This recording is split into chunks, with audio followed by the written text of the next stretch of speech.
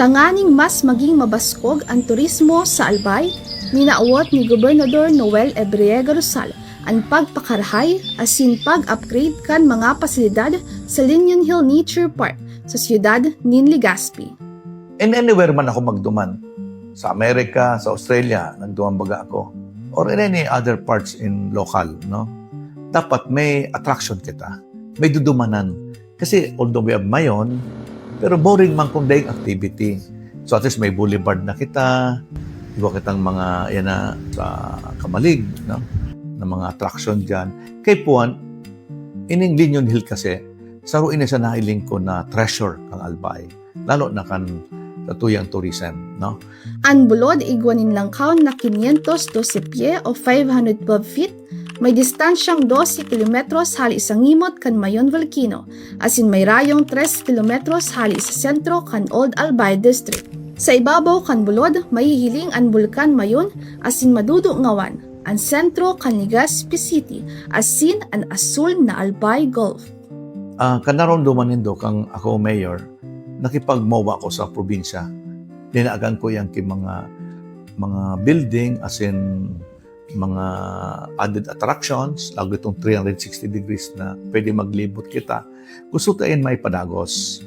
So, ngunyan tabi, nakatutok ako na kung paano tayo marehab into a world class. Kaya, nagagad kitang kwarta sa Manila, tanganidig itang pagamit ng local ta. Nakatawang kita 10 million, yan ang mga gagamiton ta. Basta papagayon ta. Na kung ako ngayon madigdi, mailing, garo Hollywood, madyan kita. So, looking forward, part of the itinerary. Nagdigdi ka sa Albay, punta tayo ng Linion Hill. Ang pag-upgrade kan Linion Hill Nature Park pupundohan in 15.5 million pesos kung saan ang 10 million pesos ang bag kan Tourism Infrastructure and Enterprise Zone Authority o TIEZA, mantang ang 5.5 million pesos gikan sa gobyerno kan Albay. Kaya ini po na abangan ta ining Linion Hill, nasa 20% pa lang kami. Nailing siguro nindo na may ilaw na sa tuyang dome-duman. Papagayon nun ito para may attraction kitang ang view kaya duman na iba talaga. The view of Legazpi and portion of Daraga. So, we should not compete there, but kay pan maliwanag. So, gusto magduruman hanggang alas 10, alas 11, safe na safe. Ibabawal tapig, plano ko na puro sa duman, bawal ang parking, tanganing safe. So, mga gusto mag-jogging, magayon nun talaga. So, pwede na po, malinig na. By the way, pinalinig na. So, grabe na duman na din na nahiling so Legazpi, tapos sumayon, dumaman tabi ka mo, magayon na.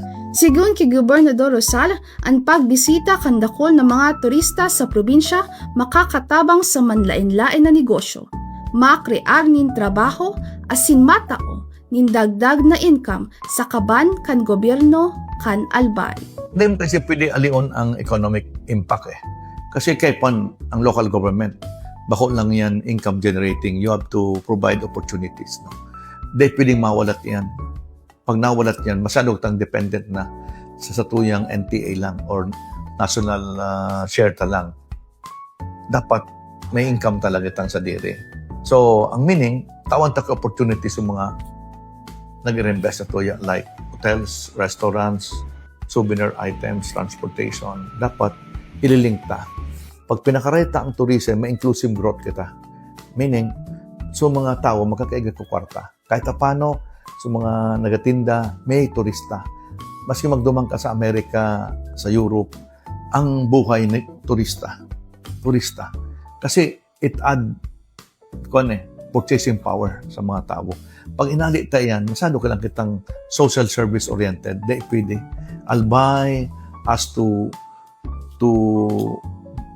get the potential ni Mayon ining sa tuyang pagiging ecotourism. Kaya po makonvert yan into an opportunity. Kaya ang mga pigibo tayo ining mga magkaigwa kita ki township, tourism pa rin yan. Kasi nag-ahanap ang mga bisita ki maray na siyempre hotel, although may mga hotel mga kita, convention center, then job opportunities like BPOs.